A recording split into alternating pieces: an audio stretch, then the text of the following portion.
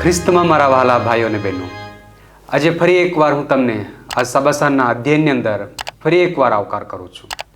હું પાસ્ટર રવિન્દ્ર ગામિત આજના એ 9મા અભ્યાસ પાઠની અંદર આવકાર કરું છું. અને આવો આજે જે આપણું અધ્યયન છે સમાધાન અને આશા, આવો આ અધ્યયનને આપણે જ્યારે મનન કરીશું ત્યારે આપણી સાથે આજે ફરી વાર મહેમાનો છે. હું આ મહેમાનો ફરીવાર તમારી પાસે ઓળખાણ કરાવીશ. ત્યારે મહેમાનગણને હું વિનંતી કરીશ કે તેઓ પોતાની ઓળખાણ આપણને આપશે. દરેકને પ્રભુની અંદર પ્રેમી સલામ. હું છું અલ્પેશ ગામિત અને આજે મારો વિષય છે એ રવિવારનો પાઠ દુષ્ટ કાર્યોથી સમાધાન અને સોમવારનો પાઠ જો તમે વિશ્વાસમાં અડગ રહો તો. પ્રભુમાં દરેકને પ્રેમી સલામ. હું પાસ્ટર સુગામિત. હું મંગળવારનો પાઠ દેવની અનંત યોજના અને બુધવારનો પાઠ છે દેવનું રહસ્ય પ્રગટ થયું એના વિશે જણાવીશ. ખ્રિસ્તમાં દરેકને પ્રેમી સલામ. હું રમેશ વાઘમારે. મારા વિષય ગુરુવારનો સ્વર્ધાની શક્તિ. આવો આ સમય દરમિયાન આપણે આ અધ્યયનને આપણે આગળ લઈ જઈશું. ત્યારે આપણે પ્રાર્થનાથી શરૂઆત કરીએ. આપણા મધ્ય વડીલ પાસ્ટર રમેશભાઈ છે, હું વિનંતી કરીશ તેઓ આપણને પ્રાર્થનાથી શરૂઆત કરાવશે. ચાલો આપણે પ્રાર્થના કરીએ. પવિત્ર પવિત્ર પવિત્ર અમારા દયાળુ અને કૃપાળુ સામર્થ્યવાન પ્રભુ યેશુ, ફરી એકવાર તમારા ચરણો આગળ પ્રભુ અમે આજે જે પાઠ આજે અમે અધ્યયન કરવાના છે, જે સભાસરનો પાઠ છે પ્રભુ, જે સમાધાન અને આશા વિશે અમે શીખવાના છે પ્રભુ, અમને વિશેષ અમે દરેક પાસ્ટરોને પ્રભુ તમે સહાયતા કરજો. શું બોલીએ અને શું અમે શીખવીએ, શું સમજાવીએ પ્રભુ, તે માટે પ્રભુ અમને જ્ઞાન અને બુદ્ધિ પૂરી પાડો. વિશેષ જેઓ સાંભળતા છે તેઓને પણ પ્રભુ તમે શક્તિ આપો, સામર્થ્ય આપો, કે જેથી કરીને તેઓ સારું સમજીને પ્રભુ તેઓની શક્તિ કાર્યમાં પ્રભુ તે વપરાય તે માટે કૃપા કરો પ્રભુ. આ નાની વિનંતી અમારા ઉદ્ધાર કરતા ઈશ્વરના માંગીએ છીએ. આમેન.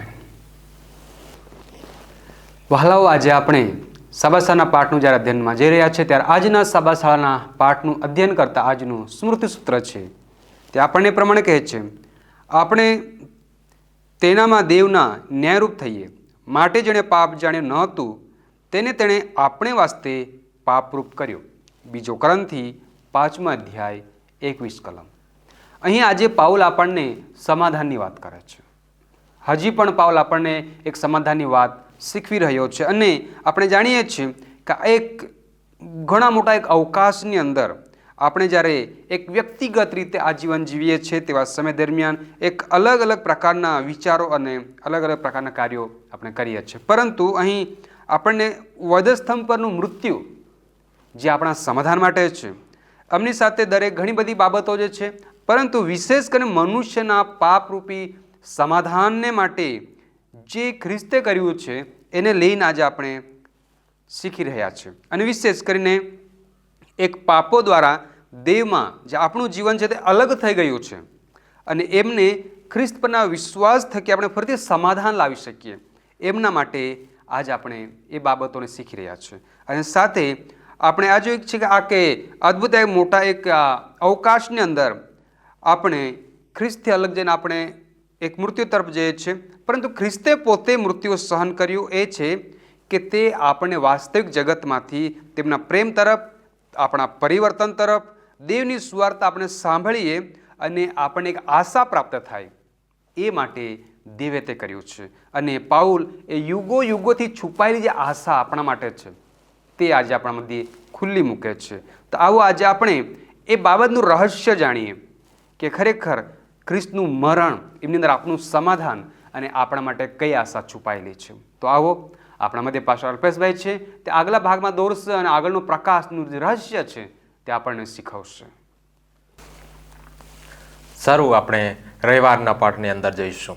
રવિવારનો આ પાઠ આપણને કહે છે કે દુષ્ટ કાર્યોથી સમાધાન.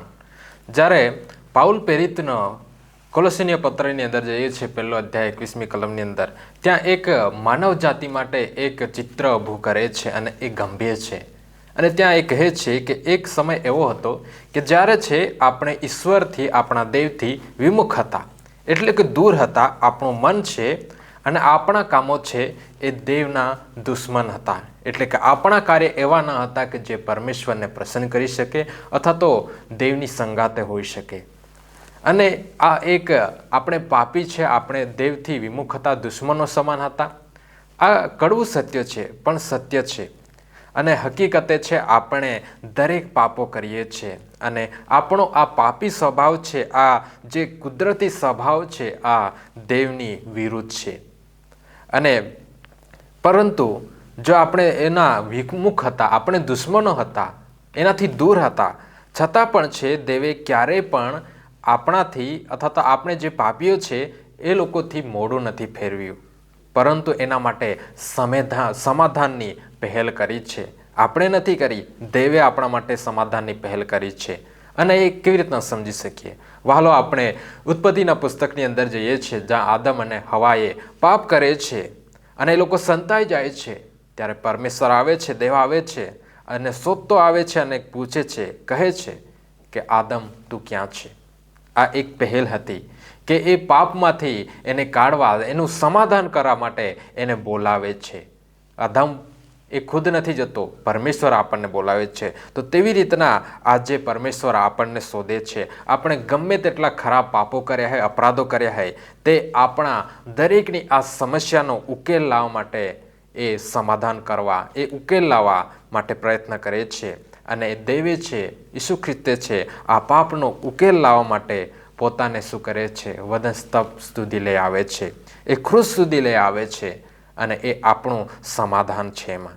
અને એ સમાધાન છે આની સુવાર્તામાં એક પ્રગટ થાય છે. જે દેવની સુવાર્તા છે એમાં પ્રગટ થાય છે કે 3 ભાગોની અંદર થાય છે. પ્રથમ, આપણે લાચારી હતા, આપણે પોતાની જાતને બચાવી શકતા ન હતા, પરંતુ દેવે શું કર્યું? આપણા માટે ક્રૂસ પર છે બલિદાન આપ્યું, મૃત્યુ પામ્યા. આ શું હતું? એ આપણી લાચારી હતી કે આપણે ખુદ નહીં, પરંતુ એ પરમેશ્વરનું બલિદાન છે, આપણને બચાવે છે.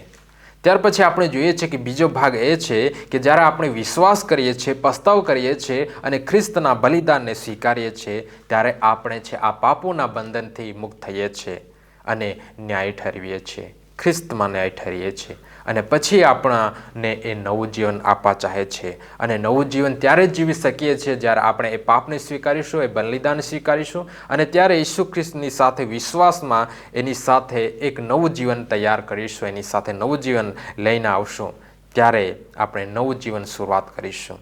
આપણું આ દુષ્ટ કાર્યોનું સમાધાન એટલું જ છે કે આપણે દરરોજ ઉઠીએ, દરરોજ આપણી જાતને પરમેશ્વરને સોંપી દઈએ, આપણે એની આગળ રજૂ કરીએ કે પરમેશ્વર, મારા આ પાપનો તમે નિકાલ કરો, સમાધાન કરો. અને જો આપણે સમાધાન કરીએ છીએ પરમેશ્વર, તો સોમવારનું પાઠ કહે છે કે કોલોસી તેનો 1 અધ્યાય અને 23મી કલમમાં એક નાની બાબત છે, નાનો શબ્દ છે, એ ઘણો મહત્વનો છે. અને એ શું છે? જો શબ્દ. પાઉલ લખે છે કે જો તમે વિશ્વાસમાં દ્રઢ અને મક્કમ અથવા તો અડગ રહો, કહે છે. અહીં જો શબ્દ આપણને શીખવે છે કે વિશ્વાસનું જીવન એ કોઈક દિવસની ઘટના નથી, પરંતુ એ ચાલતી મુસાફરી છે.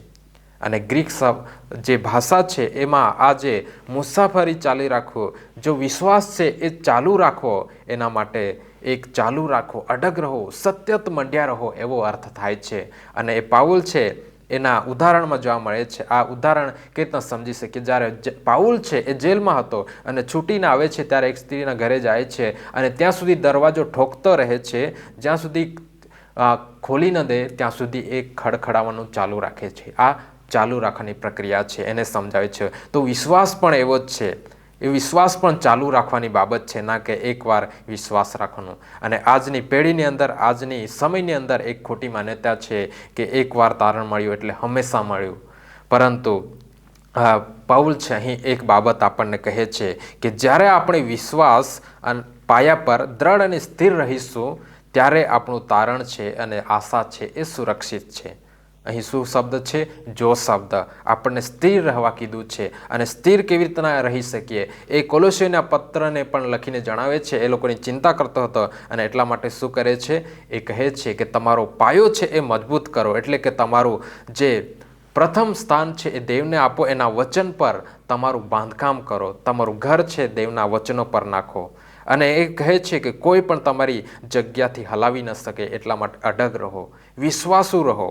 આજે પેલો કરંથી તેનો 5મો અધ્યાય 15મો અધ્યાય 28મી કલમ આપણને કહે છે, દ્રઢ તથા સ્થિર થાઓ, પ્રભુના કામમાં સર્વદા મચ્યા રહો.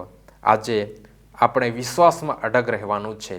આપણને તારણ તો મળ્યું છે, પરંતુ એ તારણ છે એ ત્યારે શક્ય બને છે જ્યારે આપણે દેવનું બલિદાન અને એમાં વિશ્વાસથી અડગતાથી ઊભા રહીશું. આ વચન થકી દેવ દરેક આપ સૌને આશીષ આપે. આમેન.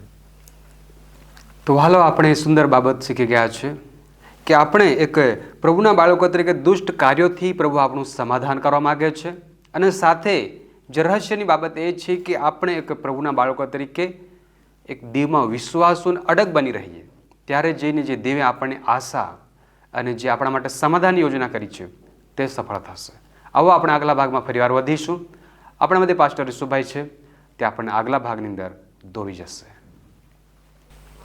સારો આ સમયે આપણે મંગળનો પાઠ જે આપણને કહે છે કે દેવની અનંત યોજના, પરમેશ્વરની જે અનંત યોજના છે એના વિશે આપણે જોનાર છે. સાથે જે આપણો મેઇન ટોપિક છે સમાધાન અને આશા. જે પ્રમાણે પાસ્ટર અલ્પેશે આપણને કીધું કે જે જીવન જે આપણે ખોયું હતું ઉત્પત્તિની અંદર, એ સમાધાન લાવવાને માટે પરમેશ્વર શું કરે છે? તેમના એકાકી જનિત દીકરો પ્રભુ ઈસુ ખ્રિસ્ત આપણા સારું દરેક મનુષ્ય જાતને માટે આવે છે અને સમાધાનનો એક માર્ગ બને છે. વહાલાઓ, દેવની અનંત યોજના શું છે તે માટે પૌલ આપણને શું કહે છે કે એમને એક પસંદ કરવામાં આવ્યો છે. આ એ કહે છે કે જે દુઃખો ખ્રિસ્ત માટે હું સહન કરું છું, પરંતુ દુઃખ પણ હું એ દુઃખોમાં પણ શું કરું છું? આનંદિત રહ્યો છું. કારણ કે તે મંડળીને માટે લાભ છે, દેવના લોકોને માટે લાભ છે. આ કલોસીનો પત્રો તેનો આ પહેલો અધ્યાય 24ની અંદર લખે છે કે હવે હું તમારા માટે મારા દુઃખમાં આનંદ કરું છું. અને પૌલ જે જેલમાં હતો, છતાં દેવનું વચન એ બંધનમાં ન હતું. દેવનું વચન હંમેશા પ્રગટ થતું રહ્યું. એ પત્ર દ્વારા એ વાતો કરે છે અને પરમેશ્વરના વચનને ફેલાવે છે વહાલાઓ. અને સાથે એ પણ આપણને કહે છે કે પરંતુ ઈશ્વરનું વચન જે બંધનમાં નથી.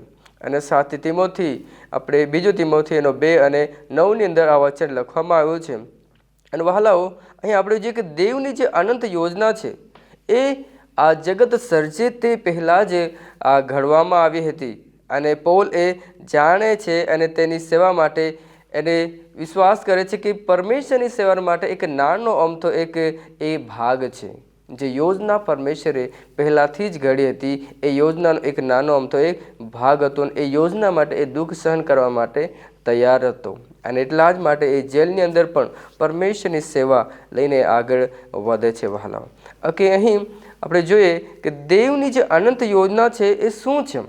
દેવની પાસે એક મોટી યોજના હતી અને પૌલુસ આપણને સમજાવે છે કે તેની આ જે સેવા મોટી યોજના છે એ યોજનાનો એક નાનો ભાગ હતો. એ દેવ આપણા દરેકને, દેવ ઘણા લોકો દ્વારા લાંબા સમયથી આ યોજના પૂરી કરી રહ્યો હતો. આપણે સંપૂર્ણ બાઇબલ આપણને સમજાવે છે કઈ પ્રમાણે દેવની યોજનાને લોકો ધીરે ધીરે જે છે એ પૂર્ણ કરી રહ્યા હતા. અને દેવ દરેક લોકોની જે છે એમને ઉપયોગ કર્યો છે.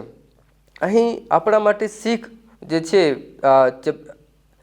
બુધવારના પાઠમાંથી કે આપણા દુઃખ અને નાના નિર્ણયો પણ મહત્ત્વના હોઈ શકે છે. જે રીતે પાઉલ પ્રેરિત શું કરે છે? એ દુઃખ સહન કરે છે, એ નિર્ણય લે છે, પણ એ પણ મહત્ત્વના હોઈ શકે છે.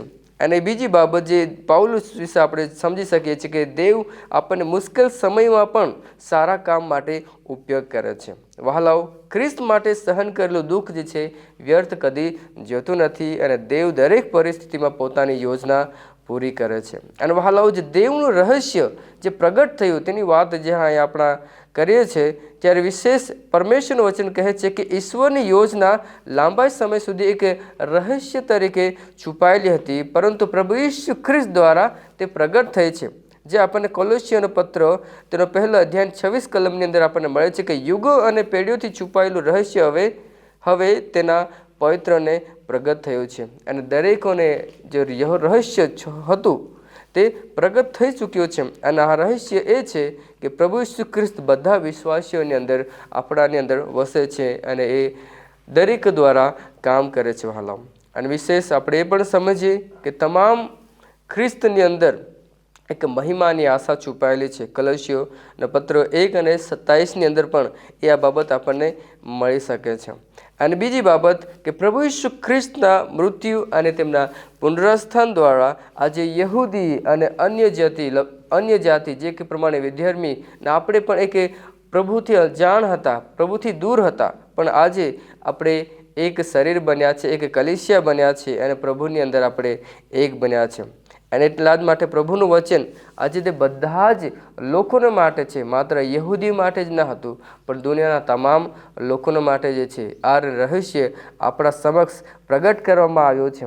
અને આજની લેસન સ્ટડીની અંદર આપણને મળે છે કે ખ્રિસ્ત બધા માટે મૃત્યુ પામ્યા, જેથી જેઓ જીવે છે તેઓ હવે પોતાના માટે નહીં પરંતુ તેમના માટે જીવે છે, કે તેમના માટે મૃત્યુ પામ્યા અને ફરી ઉઠ્યા. આજે આપણા દરેકને માટે પ્રભુ ઈસુ ખ્રિસ્ત એ મરણ પામ્યા હતા અને ફરીથી ત્રીજા દિવસે ફરીથી સજીવન પામ્યા. અને દરેકને એક આશા, જો આપણને આજની જે સમાધાન અને આશા, જે સમાધાન જે કરવાની જરૂર હતી, જે પાપ આદમ અને હવાએ કર્યું અને પાપ પ્રવેશ પામ્યું, એનું સમાધાન અને આપણે એક નવી આશા કે નવો વિશ્વાસ આપણને આપ્યો છે. આમેન. તો હાલો આપણે પાસ્ટર ઈસુભાઈના માધ્યમથી એક સુંદર બાબત શીખ્યા છે કે દેવની જે અનંત યોજના મનુષ્ય માટે કેવી અદ્ભુત છે અને તે કેવી રીતે દેવ સમય આવે છે અને એ મનુષ્યના જીવનમાં પૂર્ણ કરે છે. તો આવો એ યોજનાની અંદર આપણે પણ ભાગ લેવા માટે પોતાને દેવના હાથમાં સોંપીએ અને પોતાને તૈયાર કરીએ અને આપણે પણ અનંતકાલિક જીવનની આશાના હકદાર બનીએ. આવો આપણે આગલા ભાગ તરફ વધીશું. આપણા મધ્ય વડીલ પાસ્ટર રમેશભાઈ વાઘમારે છે, તે આપણને આગલા ભાગની અંદર લઈ જશે. સારો, તો બહુ સરસ આજનો સભાશાળાનો વિષય જે આપણે સાંભળી રહ્યા છીએ, સમાધાન અને આશા, એ વિશેનો બહુ સરસ વિષય છે. અને તેમાં ગુરુવારનો જે પાઠ છે એ સુવાર્તાની શક્તિ વિશે કહેવામાં આવે છે. હવે ઈસુએ દરેક વસ્તુ માટે, ખાસ કરીને મનુષ્ય માટે સમાધાન કર્યું છે. અને સમાધાનની શરૂઆત એદન બાગથી થઈ છે.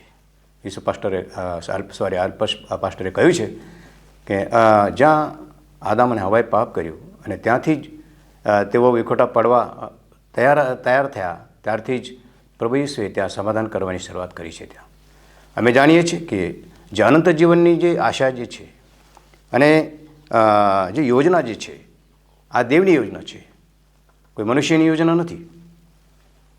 પ્રભુ ઈસુ ખ્રિસ્ત, જેમ કે પાસ્ટર યુસુફે એમને કોલોસીનો 1 અધ્યાય અને 27 વચનમાં સમજાવ્યું છે કે દરેક જે દેવની જે સંપત છે વિદેશીઓમાં, અને અમે વિદેશીઓમાં જે દેવનો જે મર્મ છે તેની સંપત શું છે એ અમે લોકોને જણાવીએ. એટલે કે ત્યાં કહે છે કે એ છે કે તમારામાં ખ્રિસ્ત મહિમાની આશા છે. અમારામાં શું છે? ખ્રિસ્ત મહિમાની આશા છે. તો અમે જે સુવાર્તાની જે શક્તિ અમારામાં પ્રગટ થવી જોઈએ. અમે કેવી રીતે અમે સુવાર્તાની શક્તિ પ્રગટ કરીને લોકો સુધી અમે પહોંચાડીએ કે સમાધાન શું છે, સમાધાન શાના માટે કરવામાં આવ્યું છે અને સમાધાનની ગરજ છે.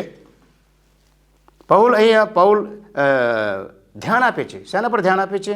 કોલોસીનો પત્ર તેનો 1 અધ્યાય અને 28મી અને 29 કલમમાં આપણને જણાવે છે કે દરેક માણસને ખ્રિસ્તમાં સંપૂર્ણ થયેલો રજૂ કરીએ. અમે તો ખ્રિસ્તમાં સંપૂર્ણ થઈએ જ, પરિપક્વ થઈએ જ, પણ લોકોને પણ જેઓ બીજા વિશ્વાસો છે, જેઓ અધર્મીઓ છે, તેઓને પણ પ્રભુ ખ્રિસ્ત પર વિશ્વાસ રાખવા માટે અમે શું કરીએ? તેમને સંપૂર્ણ આપણે તેમને બનાવીએ.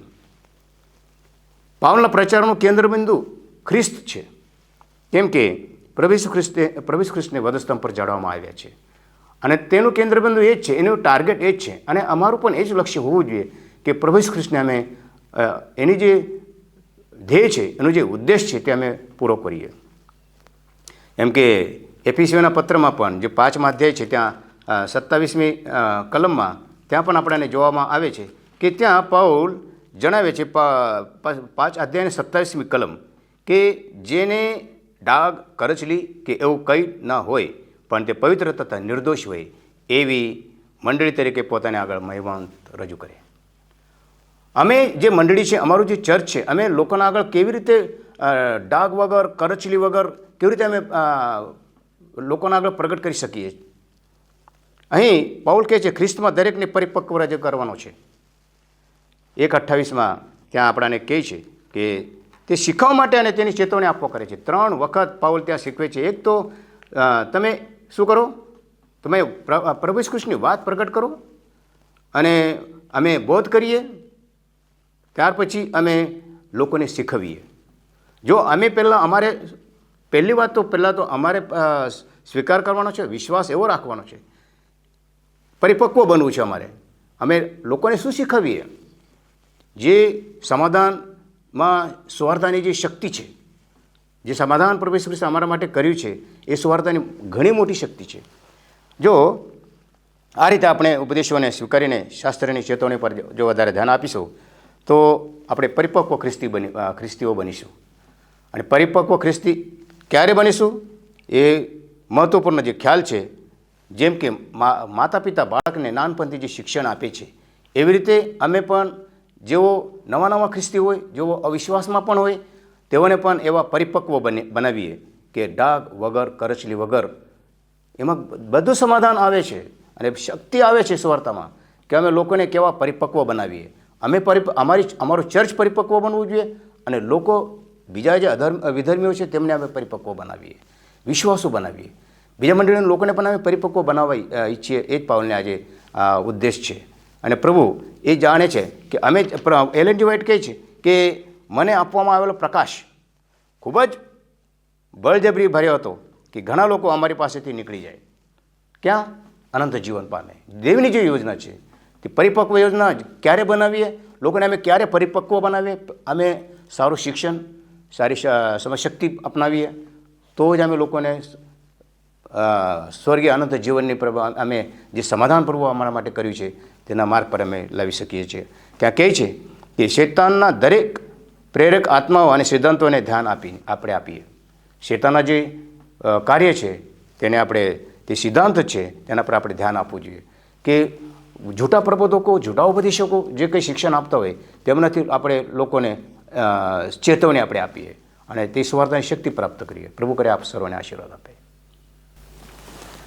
સારો, આ સમય દરમિયાન આપણે વળી રમેશભાઈનો આભાર માનીશું. તેઓએ સુંદર જે સુવાર્તાની શક્તિ છે સમાધાન અને આશા માટે, તે આપણને એક સરળ શબ્દોમાં સમજાવી આપ્યું. અને વિશેષ કે સુવાર્તામાં કેટલી શક્તિ રહેલી છે કે જે દેવી સમાધાન કર્યું છે આપણે પ્રાપ્ત કરી શકીએ છીએ. આવો આપણે આ સમય વિશેષ મહેમાનગણનો આભાર માનીશું કે આજ આપણા જીવનની અંદર દેવ જે સમાધાન કરવા માગે છે અને જે દેવે આપણને એક આશા આપી છે એને પ્રાપ્ત આપણે કેવી રીતે કરીએ તે સરળ શબ્દોમાં શાબાશના પાઠના માધ્યમથી સમજાવી આપ્યું છે. અને સાથે હું દરેક જોનારનો આભાર માનીશ, તમારો ધન્યવાદ કરીશ કે તમે હમણાં સુધી આ વિડીયો જોઈ રહ્યા છો. અને મને આશા છે તમે આશીષિત થયા છો. તો તમે આ વિડીયોને તમે વિશેષ શેર કરો, લાઈક કરો અને આ ચેનલને તમે સબસ્ક્રાઈબ કરો અને વિશેષ બેલ આઇકનને દબાવવાનું ભૂલશો નહીં, જેથી કરીને તમને નોટિફિકેશન મળતા રહેશે. જો તમારી કોઈ સૂચના, વિનંતી તમારે કંઈક છે તો તમે અમને કોમેન્ટમાં જણાવો, અમે તેનો જવાબ આપીશું. જો પ્રાર્થના વિનંતી છે તમે તેમના માટે પ્રાર્થના કરીશું. અને જો તમે વધુ જાણકારી મેળવવા ઈચ્છતા હોય તો તમે લખી શકો છો digitalwiu@gmail.com. એના પર તમે લખો, અમે તમને એના જવાબ ચોક્કસ આપીશું. આવો આ સમય દરમિયાન આપણે આ શાબાશના પાઠને અહીં પૂર્ણ કરીએ છીએ. આવો આપણે સગળા પ્રાર્થનામાં જોડાઈએ અને આપણે પ્રાર્થના કરીશું. પાસ્ટર અલ્પેશભાઈ આપણને પ્રાર્થનામાં જોડાય છે. અમારા પ્યારા પરમેશ્વર, તમારા નામને ધન્યવાદ આપીએ છીએ આ સુંદર અભ્યાસક્રમને માટે. આ અભ્યાસની અંદર પ્રભુ તમારી જે આશા છે અને જે અમારા પાપોનું સમાધાન છે એના વિશે શીખ્યું છે એ માટે તમારો આભાર માનીએ છીએ. જ્યારે પવિત્ર આત્માની અગવાઈ છે અમને કરી છે તેવી રીતના દરેક સાંભળનારા વિશ્વાસુ તમે દરેક લોકોને પ્રભુ આ વચનો સમજવા તેમજ એ પ્રમાણે ચાલવા તમે હિંમત અને બળ તેમજ પ્રભુજી રાહ પણ આપજો. બાકીની વેળા માટે આભાર માનતા આ પ્રાર્થના ઉદ્ધાર કરતા ઈસુ ખ્રિસ્તના મધુર નામથી માંગીએ છીએ. આમેન. સારું, હાલ હવે આવતા અઠવાડિયે આપણે ફરીવાર મળીશું એક નવા વિષયની સાથે, નવા શાબાશના પાઠની સાથે. ત્યાં સુધી પ્રભુ તમ દરેકને તેની કૃપા અને તેની દયામાં દરેકને શાંતિ અને સુરક્ષા આપો. આમેન.